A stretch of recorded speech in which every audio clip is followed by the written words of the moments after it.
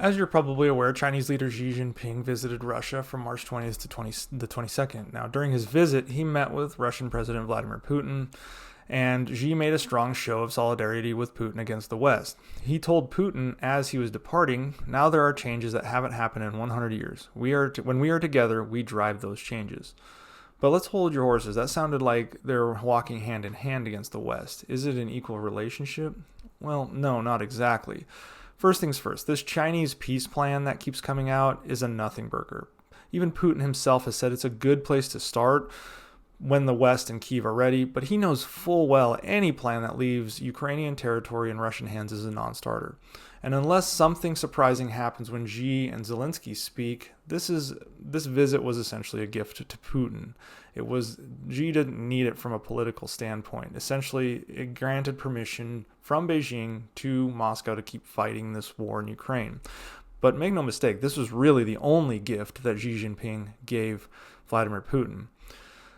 It was a remarkably one-sided affair. As I read the official statements, Putin was obscenely generous towards China, far more than he ever has been. He was very deferential.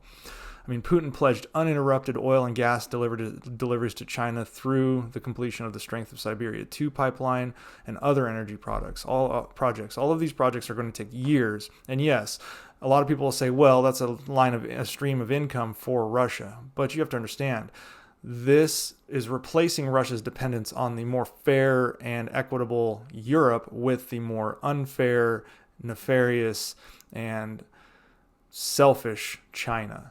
Russia's going to get a bad deal out of this. Already, Russia is selling oil to China at a massive discount, and it's hurting Russia, but Russia has no other choice. Xi Jinping knows this.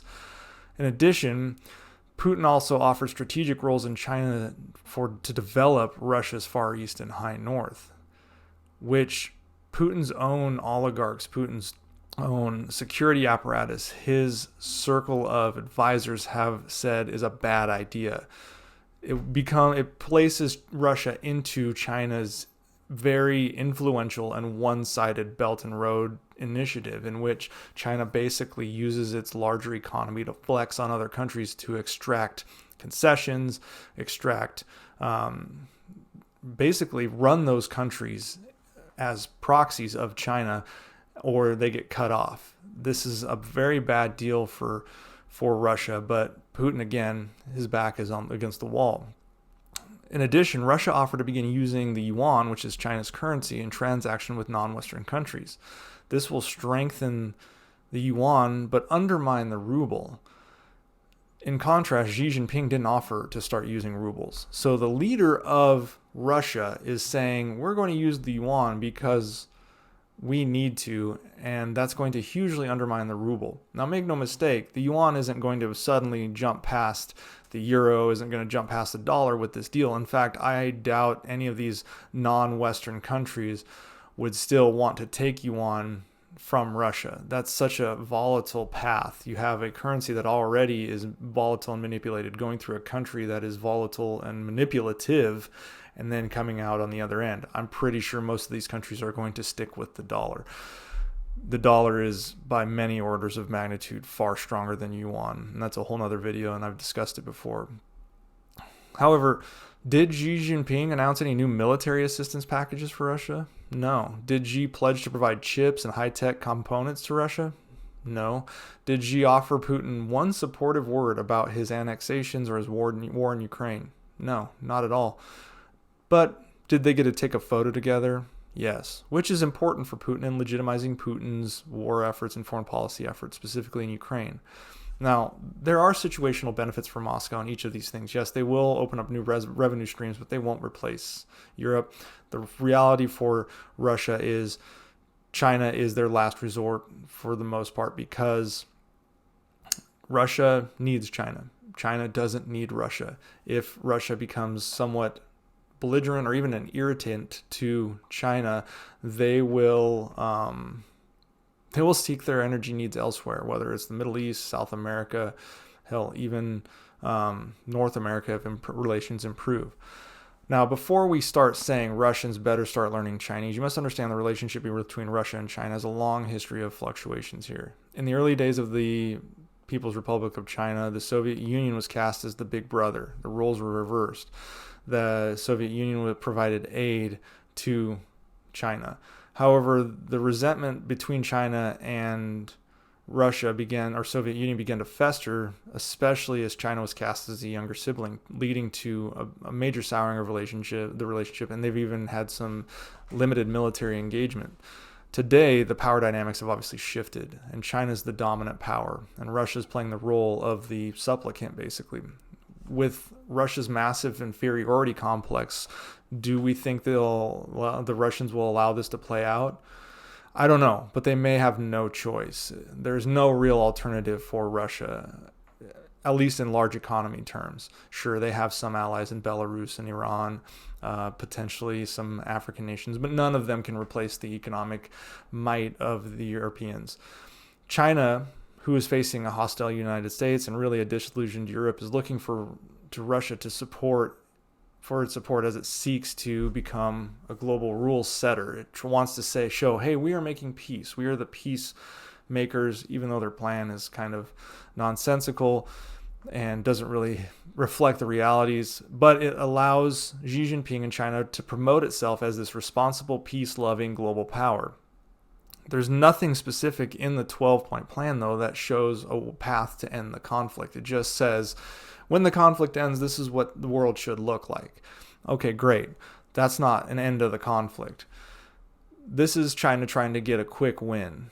And Russia's gave them an endorsement, sort of the plan, but kind of did not, to show the world that China has the capabilities to resolve a global conflict. Russia is obviously in a weakened state. It's isolated by the war in Ukraine and is increasingly dependent on China for its economic, technological, and diplomatic support. The Yuan has surpassed the dollar as the most traded currency on the Moscow Stock Exchange, but that's not by Russia's choice. That's basically because of all of the limits the United States has placed on the dollar in Russia. The Russian economy is damaged, has been somewhat resilient to the face of Western sanctions, but requires Chinese help for that, and Xi Jinping knows that. Despite the dependence, Russia is still a nuclear power and does have a significant ability to export energy, other resources such as minerals and food, which China all would like. So it's premature to call Russia this vassal state to China, as a lot of analysts have done. Dependency on China doesn't mean that Russia is going to be subservient. Russia has still some strategic bulk in their commodities, in their population, in their military, specifically with their nuclear weapons, to be formidable on the global stage. And China would like to ally with them in any kind of long-term competition or potential conflict with the United States and NATO. Now, the two countries share one of the longest borders between nations, one that has been somewhat peaceful for a few decades, but there is, like I said, there have been some skirmishes that have taken place. Now, it would be unheard of for someone to say, there's been skirmishes between Canada and the United States, but it is a relatively peaceful border. Now, what is important is the relationship between Russia and China has important implications for global geopolitics. Now, the power dynamics between the two countries have the potential to reshape how Asia is looked at. Traditionally, we've said Russia was the main force, but now, and actually for the last decade or so, we've seen China take that role. China seeks to challenge the United States as a global leader, and having Russia in their back pocket will assist in that. The relationship between Russia and China is very complex. It's one of deference and one of respect, in which they must play the parts, go through the circus of bowing and deference and respect, because as the head leaders, as the despots, as the authoritarian regimes tend to see happen, any kind of disrespect can cause a cutoff between the two. China is the dominant power at present, make no mistake. But Russia remains a nuclear power and globally significant energy exporter and food exporter, and China can rely on that. So it's really too soon to say whether Russia will become this vassal state to China, but we'll see with the shifting power dynamics between the two countries.